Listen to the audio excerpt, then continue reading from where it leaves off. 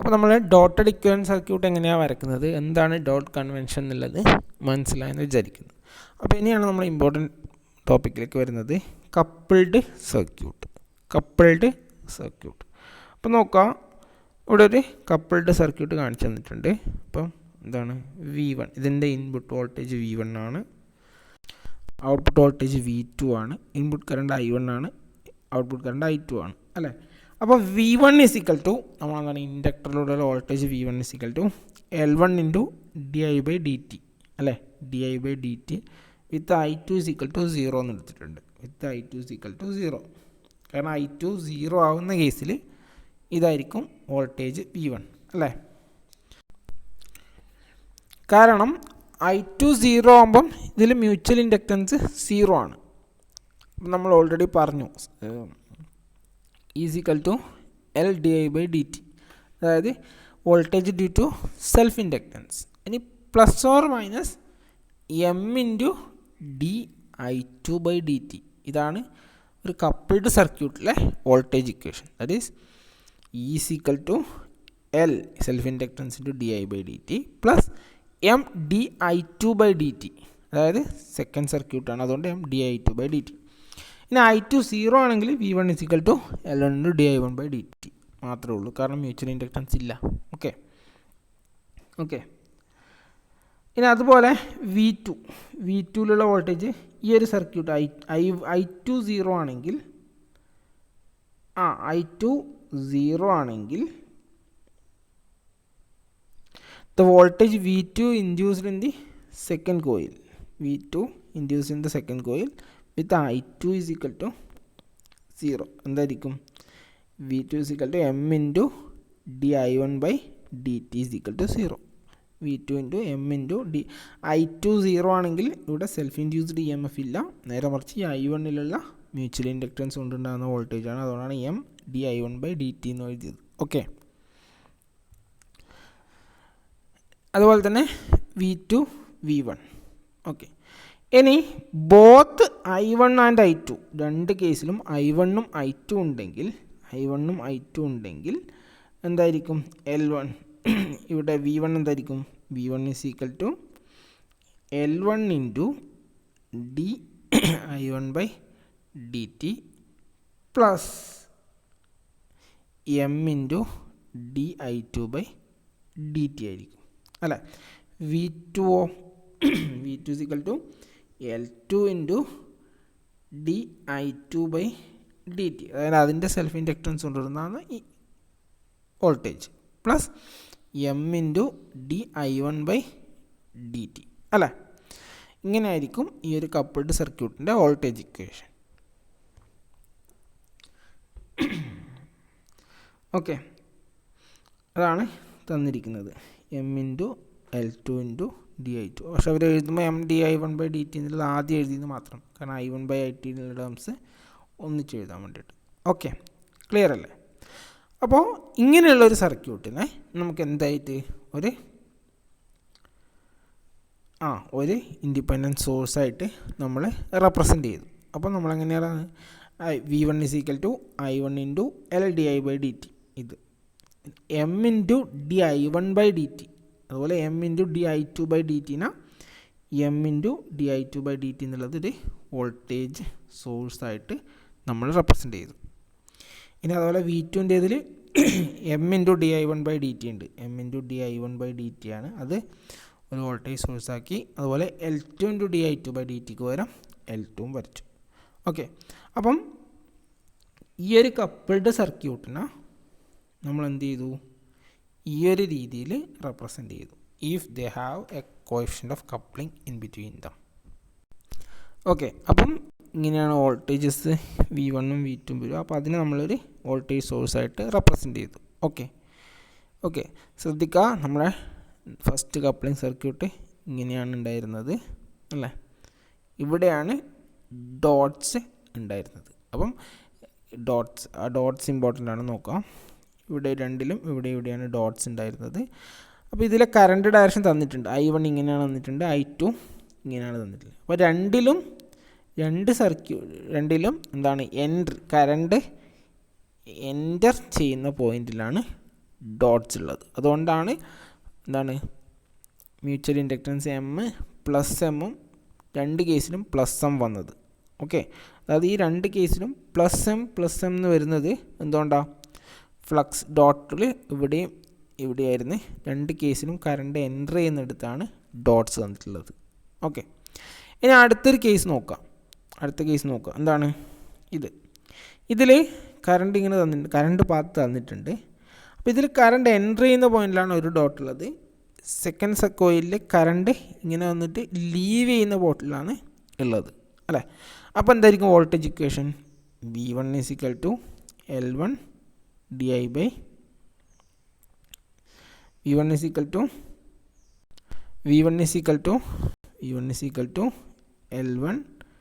di1/dt plus ആണോ minus ആണോ?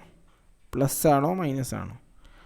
Opposite ചെയ്യാണ് ചെയ്യുന്നത്. അതുകൊണ്ട് പ്ലസ് അല്ല മൈനസ് ആണ് വരിക. അപ്പം മൈനസ് അല്ലേ, രണ്ടിലും ഒന്നിൽ എൻ്റർ ചെയ്യുന്നിടത്തും ഒന്നിൽ ലീവ് ചെയ്യുന്നിടത്താണ്. അതുകൊണ്ട് മൈനസ് m di2/dt. അതുപോലെ V2 എന്തായിരിക്കും? V2 L2 di2/dt minus m di1/dt ആയിരിക്കും. m di1/dt എന്നായിരിക്കും അല്ലേ. That is V1 = L1 di1/dt minus m di2/dt.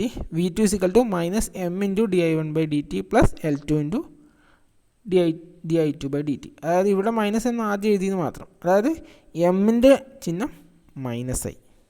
Okay, അപ്പോൾ അതിനെ റെപ്രസെൻ്റ് ചെയ്യുമ്പം L1 L2 പൊളാരിറ്റി നോക്കുക. പ്ലസ് മൈനസ് ആണ്, ഇത് മൈനസ് പ്ലസ് മൈനസ്. അതായത് ഇവിടെ മൈനസ് പ്ലസ് അല്ലേ, അപ്പം മൈനസ് പ്ലസ് ഇവിടെ എന്താണ് പ്ലസ് മൈനസ് തന്നെയാണ്. മൈനസ് പ്ലസ് മൈനസ് ആണെങ്കിൽ ഈക്വൽ സൈൻ്റെ അപ്പുറത്ത് അങ്ങനല്ലേ നമ്മൾ KVL അപ്ലൈ ചെയ്യുമ്പം V1 മൊത്തത്തിൽ എഴുതുമ്പോൾ ഇങ്ങനെയല്ലേ എഴുതാം. അപ്പം നേരെ മറിച്ച് mi2/dt എന്തായത്? പൊളാരിറ്റി നേരത്തെ പ്ലസ് മൈനസ് ആയിട്ടത് ഇവിടെ മൈനസ് പ്ലസ് ആയിട്ട് മാറി, ഇവിടെയും മൈനസ് പ്ലസ് ആയിട്ട് മാറി. ഓക്കെ, ഇനി ഈ സർക്യൂട്ടിൽ നമ്മൾ വെറുതെ ഒന്ന് KVL അപ്ലൈ ചെയ്ത് നോക്കിയേ. മൈനസ് പ്ലസ് ആണ് ഇവിടെ ഉള്ളത്. അപ്പോൾ മൈനസ് പ്ലസ്സിലായതുകൊണ്ട് V1 ഞാൻ എടുത്ത് മൈനസ് എടുത്തു. ഈക്വൽ സൈൻ്റെ ഇപ്പുറത്തായതുകൊണ്ട് കേട്ടോ, L1 di/I1/dt. ഇനി മൈനസ് പ്ലസ് ആയതുകൊണ്ട്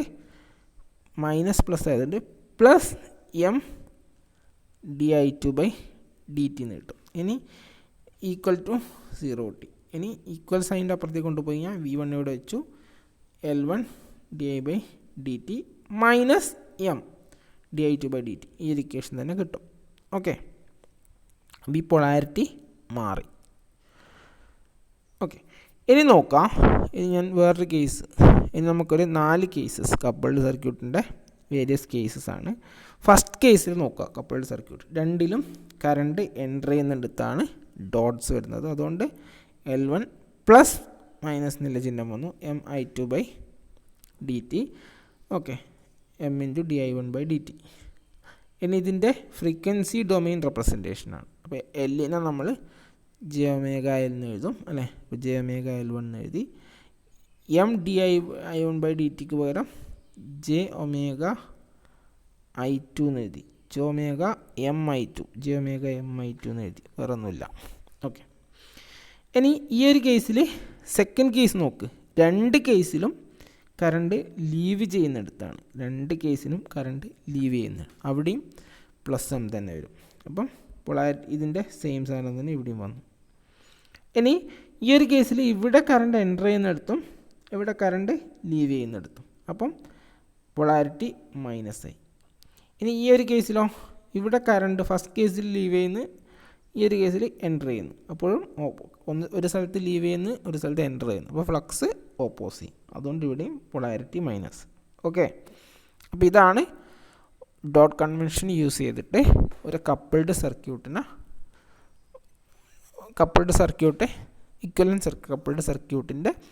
ടൈം ഡൊമെയിൻ ഇക്വലൻറ്റ് സർക്യൂട്ട് വരയ്ക്കുന്നതും ഫ്രീക്വൻസി ഡൊമെയിൻ ഇക്വലൻറ്റ് സർക്യൂട്ട് വരയ്ക്കുന്നതും. ഫ്രീക്വൻസിയും ടൈമും തമ്മിലുള്ള ഡിഫറൻസ് എന്താണ്?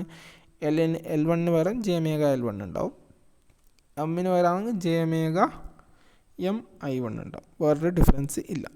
ഓക്കെ, ഒരു എക്സാമ്പിൾ കൂടി നോക്കാം, എന്നിട്ട് നമുക്ക് വൈൻഡപ്പ് ചെയ്യാം.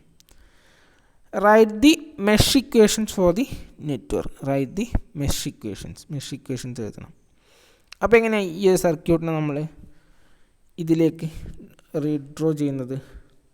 V1 സെയിം, അതുപോലെ തന്നെ R1 സെയിം ആണ്. L1 നമ്മൾ അതുപോലെ L1 എഴുതി, ബട്ട് L1ൻ്റെ അടുത്തൊരു ഡോട്ട് ഉണ്ട് അല്ലേ. അപ്പോൾ നോക്കാം, ശ്രദ്ധിക്കാം, ഇവിടെ എന്താണ് M12 കാണിച്ചിട്ടുണ്ട്. അതായത് ഈ ഒരു കോയിലിൻ്റെ കറണ്ട് ചേഞ്ച് കൊണ്ട് അല്ലേ, ഈ ഒരു കോയിലിലെ കറണ്ട് ചേഞ്ച് കൊണ്ട് ഇവിടെ ഒരു ഫ്ലക്സ് ഉണ്ടാകുന്നുണ്ട്, തിരിച്ച് ഇവിടുത്തെ കറണ്ട് ചേഞ്ച് കൊണ്ട് ഇവിടെ ഒരു ഫ്ലക്സ് ഉണ്ടാകുന്നുണ്ട്. അതാണ് M12 അല്ലെങ്കിൽ M21 ഇവിടെ കാണിച്ചിരിക്കുന്നത്. അതിൻ്റെ ഇടയിൽ ഒരു മ്യൂച്വൽ ഇൻഡക്റ്റൻസ് ഉണ്ട്. അപ്പം L1 എഴുതി.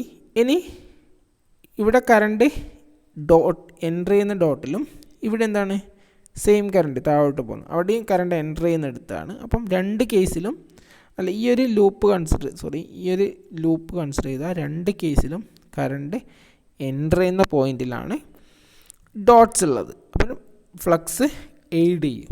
അതുകൊണ്ട് ±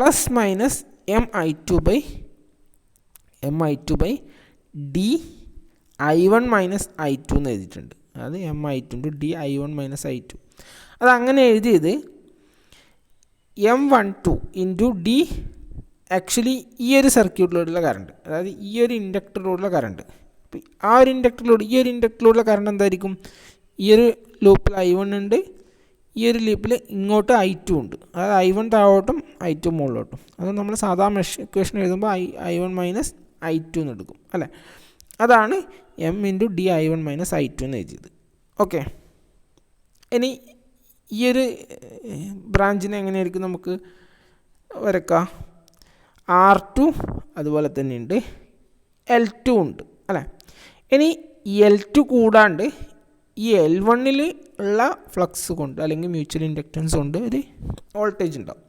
അതാണ് M12 × dI1/dt. Okay, M1 × dI1/dt. അതായത് ഇവിടെ ഉണ്ടാകുന്ന മ്യൂച്വൽ ഇൻഡക്റ്റൻസ് കൊണ്ട് ഉണ്ടാകുന്നത്.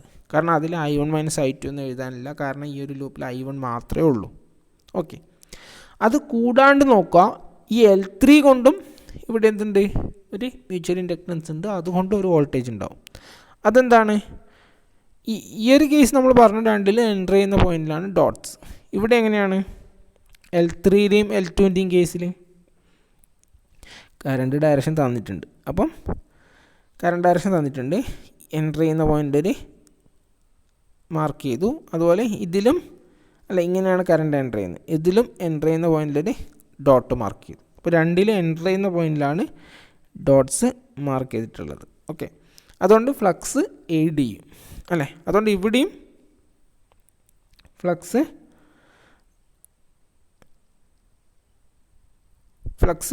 എയ്ഡ് ചെയ്യും. അതുകൊണ്ട് എന്തായിരിക്കും വരിക?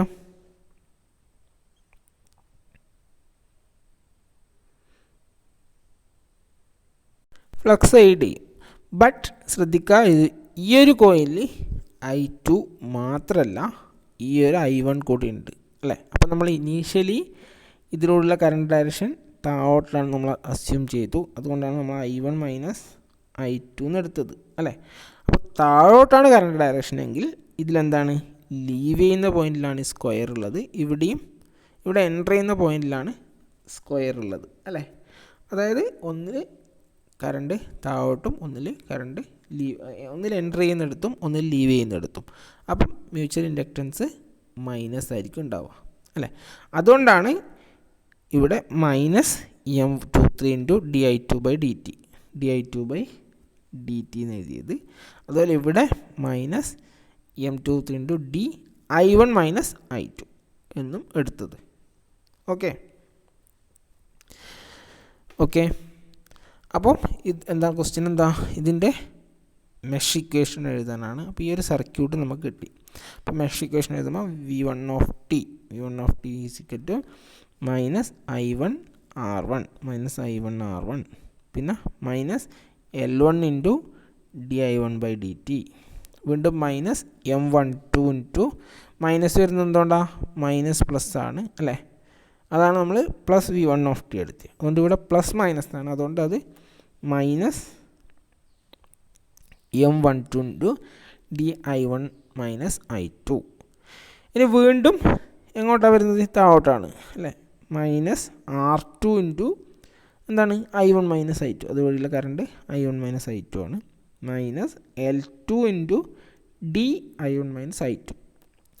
ഇനി മൈനസ് പ്ലസ് ആണ് ഇവിടെയും മൈനസ് പ്ലസ് ആണ് വരുന്നത്, അതുകൊണ്ട് പ്ലസ് അല്ലേ, ഈ ഒരു ഇൻഡിപെൻഡൻസ് സോഴ്സ് മൈനസ് പ്ലസ് ആണ്, അതുകൊണ്ട് പ്ലസ് M23 ഇൻറ്റു di2/dt. ഇനി താഴെ പ്ലസ് മൈനസ് ആണ് വരുന്നത്, അതുകൊണ്ട് minus M12 into di1/dt. Okay ആണോ? അപ്പോൾ ഈ ഒരു രീതിയിലാണ് നമ്മൾ മെഷ് ഇക്വേഷൻ എഴുതുന്നത്. ഇനി അടുത്ത ഈ ഒരു മെഷിൻ്റെ ഇക്വേഷൻ എങ്ങനെയാണ് വരിക പറഞ്ഞു, നമുക്ക് ഇവിടെ നിന്ന് സ്റ്റാർട്ട് ചെയ്യാം. അപ്പം എന്താ വരിക, മൈനസ് L3 ഇൻറ്റു di2/dt ഇത്. ഇനി ഇതെന്ത് വരും, മൈനസ് പ്ലസ് ആണ്, അതുകൊണ്ട് plus M23 into di1 minus I2/dt അല്ലേ. ഇനി എന്തിൻ്റെ ഇവിടെ R3, therefore minus I2 R3. ഇനി എന്താ വരുന്നത്, ഇനി ഈ ഒരു 3 ടേംസ് ഉണ്ട്, ഈ ഒരു 3 ടേംസ് മൈനസ് പ്ലസ് വരുന്നതുകൊണ്ട് മൈനസ് M12 di2/dt പിന്നെ തിരിച്ച് പ്ലസ് M23 ഇൻറ്റു di3 ഇത്, പിന്നെ അതുപോലെ L2 R3, ഇങ്ങനെയായിരിക്കും ഇക്വേഷൻ വരിക. therefore R1 plus R2 into I, അത് നമ്മൾ അതിനെ സോൾവ് ചെയ്ത കേട്ടോ.